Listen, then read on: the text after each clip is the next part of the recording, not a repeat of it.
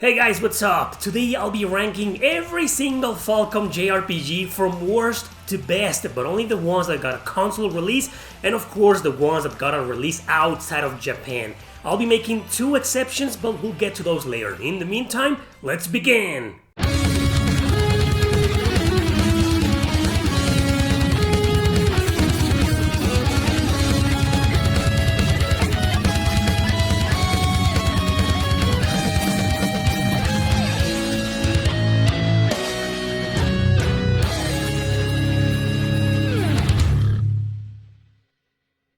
Here are a few Falcom PC JRPGs that did come out in the West, but since I'll be focusing only on console releases, I wanted to show these as honorable mentions. Peace Strategy was not released in North America. Thank goodness this horrible game was not developed or published by Falcom. Some dumbasses just borrowed the E's name, paid money and completely ruined it. A real-time strategy RPG that is boring, uninspiring, convoluted and bland. So let's move on with the real ranking now and forget about this trash. First on the list, Tombs and Treasure on the NES. This might just be the very first time North America got anything from Nihon Falcom. It's a hybrid type of game mixing point and click, puzzle and turn-based combat. There's some overworld exploration, but it's just to get you from one pyramid to the other. Yep, pyramids! Mexican pyramids! This game takes place in Mexico! Characters are sent to investigate some mysteries inside these places and solve them. You'll be pretty much playing through a menu-based system, clicking on things to see what they are or to acquire them. Some of these things are items you'll need to solve certain puzzles. Occasionally, you'll get into a room with a monster. A battle will start in turns in the most basic combat ever for an RPG. However, there are barely any stats here, no strategy, just the good old hit and get hit. Sometimes the enemies will miss, but sometimes they'll damage you, like a lot for no reason, which means there's a pretty bizarre and poorly programmed RNG system here. To be completely honest, this combat feels kinda there, and I feel it was just implemented to reduce the tedious nature of its point-and-click shenanigans, but it feels hollow and almost completely irrelevant. Nonetheless, I think this is still a very fun game to play, but I like other Falcom RPGs localized in the West more.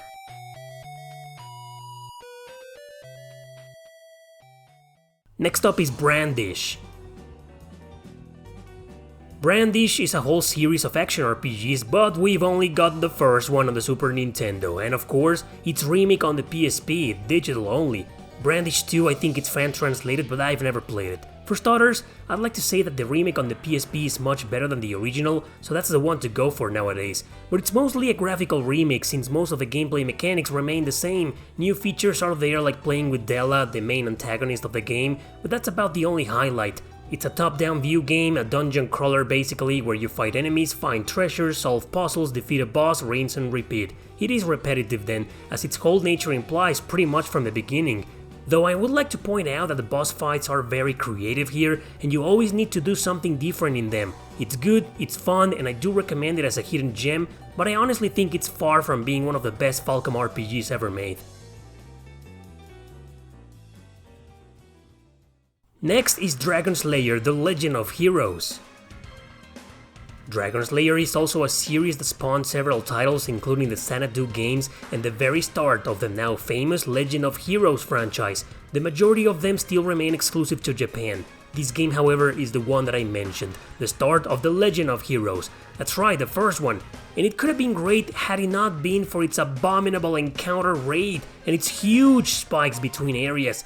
It's the classic plot of an exiled prince that starts a quest to take back the kingdom where he was driven from.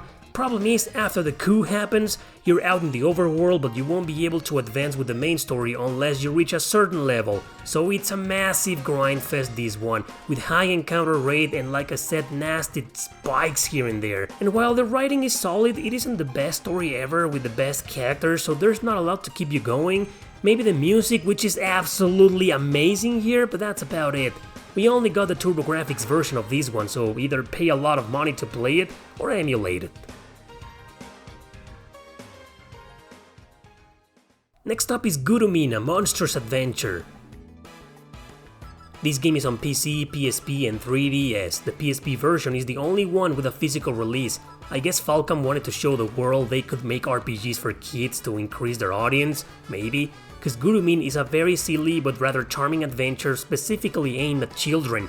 Perrin is sent to live with her grandpa in a town with no kids, but one day she finds out there are friendly monsters living there too, and they're in trouble because of unfriendly monsters. Her quest is, well, it's obvious. This is an action RPG with decent controls, fully in 3D. Some puzzles and platforming is involved, which isn't great, but it isn't bad either. I don't think it gets in the way, except maybe for some boss fights. She fights with a drill, which can be hard to control at times, but very fun at others. I think if we leave the kiddie story behind and focus on its gameplay, we'll see that it's a solid game. But it does have some control issues, which is why I can't rank it higher than that. It's lovely, but it feels kinda generic in some areas.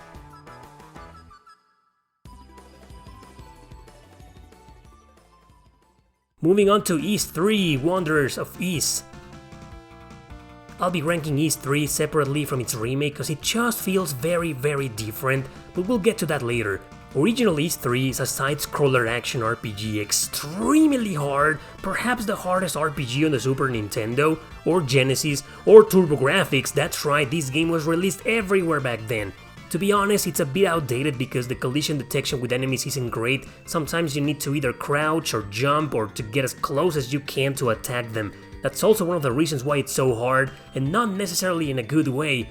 Bosses are impossible here, at least for me. Any retro version of this game is still good to play nowadays, but it's just too damn frustrating in my opinion. Next is The Legend of Heroes: Prophecy of the Moonlight Witch. This is the start of a new trilogy in the Legend of Heroes series. No, as far as I'm concerned, it has nothing to do with the Trails saga. It was localized after its sequel, so it was called The Legend of Heroes 2, but in order of release in Japan, this is the first one.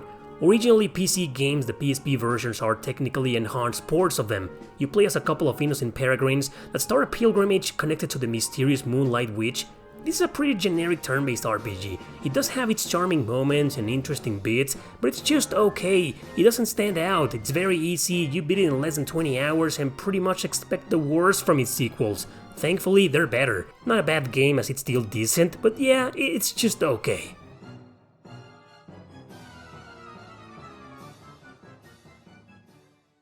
So next is The Legend of Heroes: Song of the Ocean.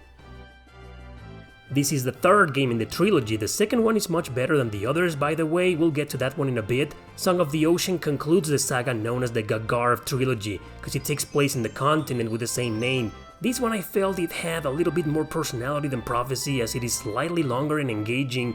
All in all though, it's practically more of the same, kinda generic, kinda forgettable, but still fun to play. No, characters and story are different, the three games are connected still, but I don't think you need to play them in order, they feel 90% standalone. This one and the second one are actually prequels to Prophecy, taking place over 50 years before it. This is about two musician kids and their grandfather in a journey to find some resonance stones. I beat both these and Prophecy, so that should tell you that they at least kept me interested until the end, but they aren't top tier RPGs by any means.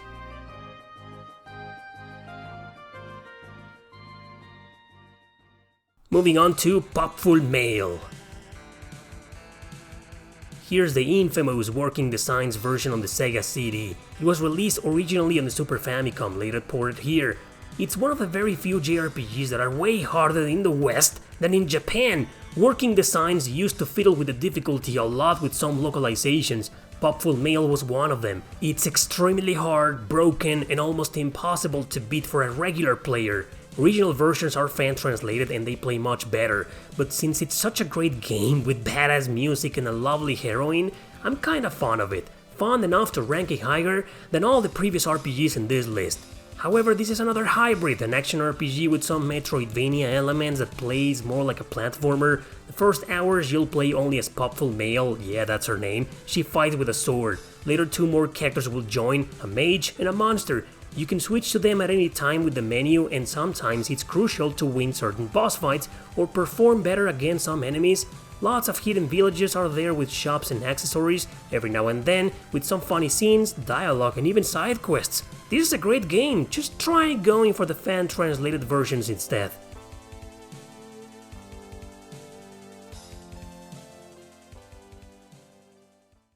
Coming right up, Ys 1, Ancient East Vanished.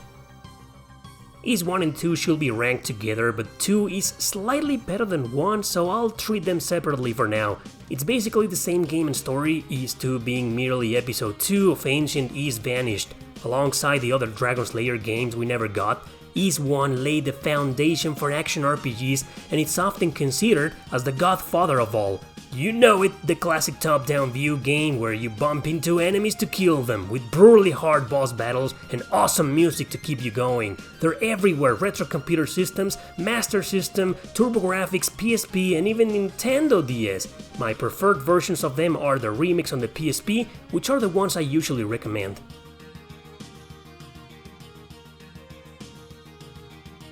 So next one is Ys 2. There's only two reasons why Ys 2 is slightly better than its predecessor. It's very fun that you can transform into monsters with an accessory, something you'll need to progress further in certain areas, and it's also a longer game. Ys 1 you can beat any version of it in 5 or 6 hours. Ys 2 could be 8 or even 10 if you don't know what you're doing, but overall, these two games are great, kind of underrated nowadays. Once again, I recommend the PSP remake over any other version, but some of the older ones like the TurboGrafx CD can easily make up for it. Next is Tokyo Xanadu.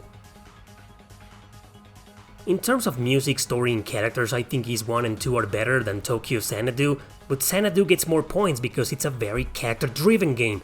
But it often feels like a visual novel with tons of talking, half of it being slice of life or silly, like it's dating simulation. The combat here, man, is way better than the first Ys games. It's phenomenal and it's the star of the show. And in my opinion, the only reason to put up with its lame story and characters. Yes, it's part of the Xanadu series, but completely different from any of them, and 100% standalone. This is on PS4, PS Vita and PC. Yes, it does focus on its modern setting with high school students, J-pop, idols and all that jazz, so if that's your cup of tea, then this is a must play.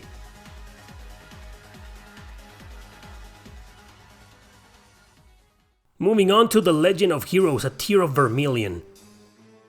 This is the second game I mentioned in the Gagar trilogy, but the first one localized. I'm ranking it higher than the others or even other Falcom RPGs like the first two Ys games, cause this one is pretty damn good. In terms of gameplay, it's the same as others though, traditional, going from town to town, getting into battles with visible enemies around, and combat is the same, up to 4 party members per battle, moving towards their enemy and staying there after their attack. But it's better than the others just because of the story. This one was more solid, darker, intriguing, and even mature. Honestly, when I played it, it felt a little bit different because of that, as if it wasn't part of the trilogy. So yeah, this one is by far the best out there, out of the 3.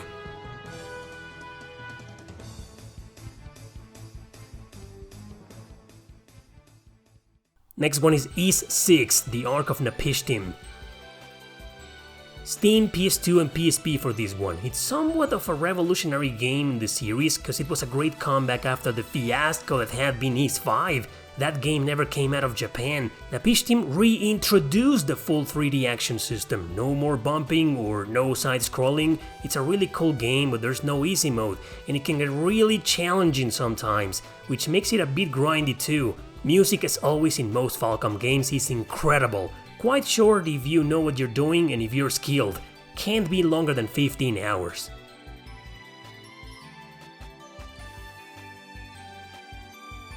Next is the Old Invelgana. This is a remake of Ys 3 I was telling you about. It only came out for PSP and Steam years later. Instead of being a 2D side-scroller with dated controls, it followed the Ys 6 formula, but faster and chaotic. Story was also expanded thoroughly with way more focus on it than in the original versions. Curiously though, it retained its hardcore difficulty, at least in the North American release. Of course, there's an easy and very easy mode. The easy one is still kinda challenging actually. It's a fantastic game with a rearranged soundtrack that kicks freaking ass out there. You can get it done in 10 hours or less if you focus on the main story alone.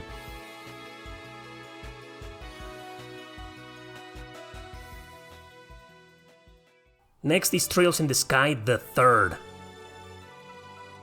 We're finally entering the Trails territory here. The third is the worst of them all, but it's still a phenomenal game. It's not traditional style, you don't visit towns or travel through an overworld. After a mission in a giant ship, characters become trapped inside an enormous dungeon that they must traverse in order to escape. All of them have confrontations with their past, and that's what makes it very interesting, with some really dark moments included. Protagonists are now Kevin and Reyes, whom we saw in the previous episodes as supporting characters. This game, however, even though it's canon, doesn't quite feel like a third episode, more like a spin-off to tie up certain things. I think it delivers quite decently in that area. The West only got its PC release, but I played the fan-translated version on the PS Vita and I loved it.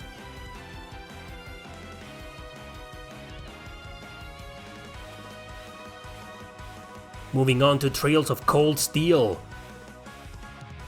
It's the first one in the Cold Steel arc, still a fantastic game, but the slowest of them all. This is where you get acquainted with the main characters when they're training in a military school to then join the ongoing war. It does take some small Persona elements with a school simulation, but it plays totally different than them. I think they were still testing the waters here with some changes like the simulation and the different combat. Still turn-based with strategic movement, but no longer in grids, and some more space to move around. It's a great game and the start of a now very popular saga, just not the best of them all.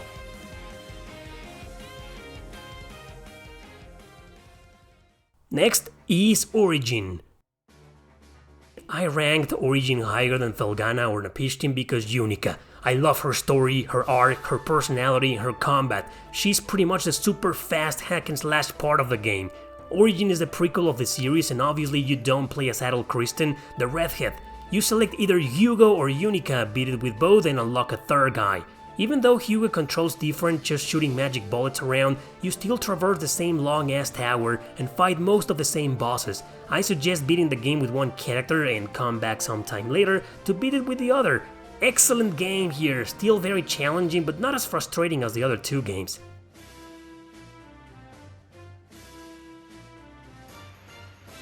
Coming up, Trails from Zero. Here are the exceptions I mentioned at the beginning. As of the making of this video, the Crossbell duology, which is the second saga in the Trails universe, are still exclusive to Japan. Not for long though, this year we'll get the remaster of Zero, and next year the remaster of its sequel. As in Cold Steel 1, we get acquainted with the main characters here as they perform investigations under the Crossbell police. It's a bit slow at the beginning, but it picks up faster than Cold Steel 1 and intrigues you more, which is why I'm ranking it higher. I play the PSP version and the fan translation is mediocre at best, so I recommend the other ones with the Geofront translation. After all, that's the one NIS America will be using for the upcoming official English release in a few months.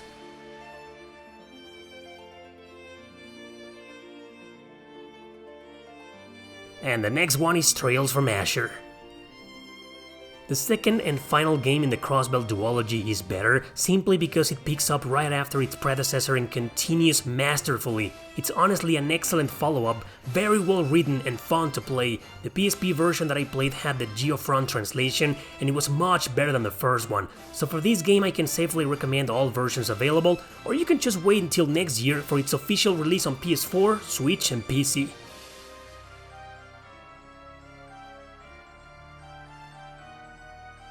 Let's move on to Trails of Cold Steel 3. Some might say this is the worst Cold Steel game. I disagree because I had the patience to go through its long beginning. I also skipped most of the side quests as usual. The thing is, without spoiling you, that it continues the events of the second game, but things have calmed down considerably for now, so it slowly starts building up the tension again for the second arc of the Cold Steel saga, once more with some military school simulation. However, when this game reaches its climax, it goes crazy and really interesting. I think the Crossbell duology together is better than this one, but separately, I'm staying with Cold Steel 3. Difference isn't much though, they're all amazing games.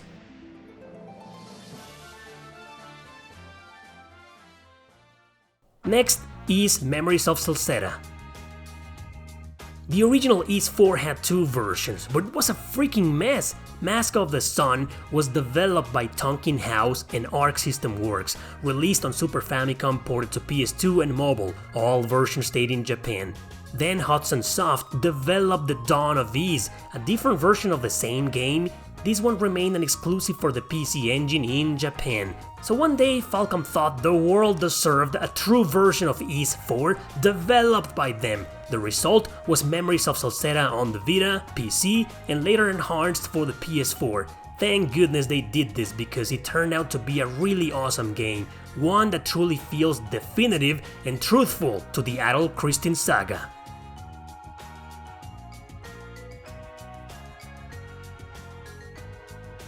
Moving on to Ys 7.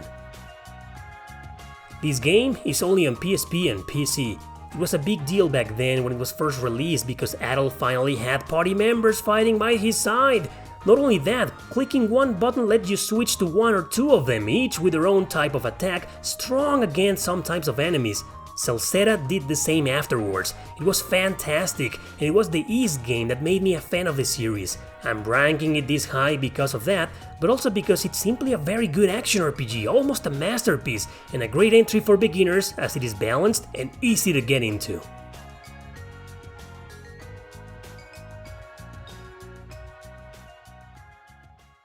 Next is Trails in the Sky. I'm obviously ranking this game higher than the others because it's the start of my favorite Trails arc. Also because Estelle. I'm a fanboy, so I'm biased. I admit it's very charmingly traditional, so therefore a tad slow, taking its sweet ass time to reach the climax, but I grew accustomed to that thanks to this game, as the other arcs started pretty much the same, slow but steady, building up the tension little by little until finally exploding into beautiful chaos. Plus Estelle, did I mention that already? She's got the best character development in the series in my opinion.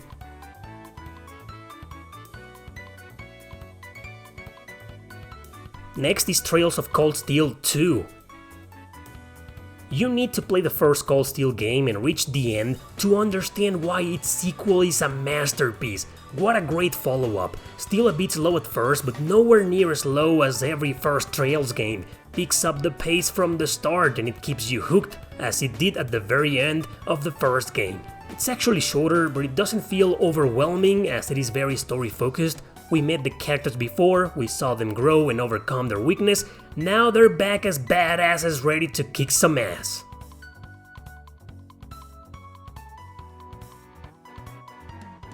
Moving on to Trails in the Sky 2, the second chapter. A slightly better sequel, however, is the second chapter of the Sky trilogy. It's pretty much the conclusion though. Like I mentioned earlier, the third game felt more like its own thing than anything. Sky 2 doesn't follow up a series of intense events like in Cold Steel 2, but it just goes overboard halfway through. All the political and military drama intensifies even more, and the relationship between Joshua and Estelle goes through some serious challenges. I love the first chapter, but the second is the one that made me a die-hard fan of both Estelle and the series.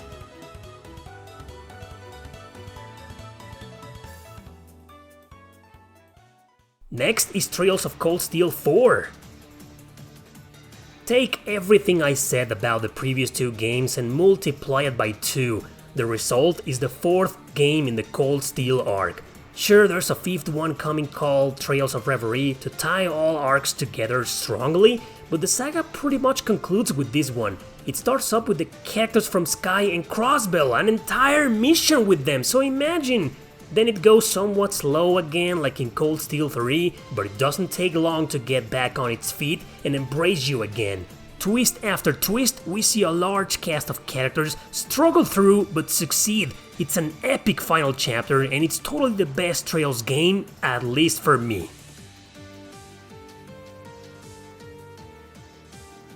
Moving on to Ys 9, Monstrum Knox. I like Ys more than Trails, so it's only natural the last two games in the series will top my list. Ys 9 is my favorite, I'll admit that right from the start. It's such an underrated masterpiece. I like the story more than any other game because it's darker and kinda messed up, but that's just my personal preference, my personal taste. Just when I thought they couldn't surpass Ys 8, the epitome of the series, they landed a critical hit and nailed it again. This game is a must play, give it a chance, definitely give it a chance if you can.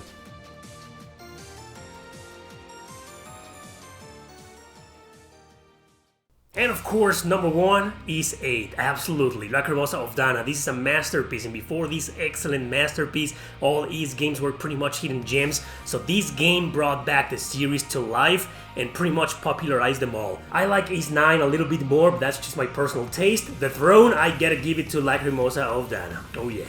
That's it everybody, thanks for watching, don't forget to subscribe and share this video with your friends. See you next time!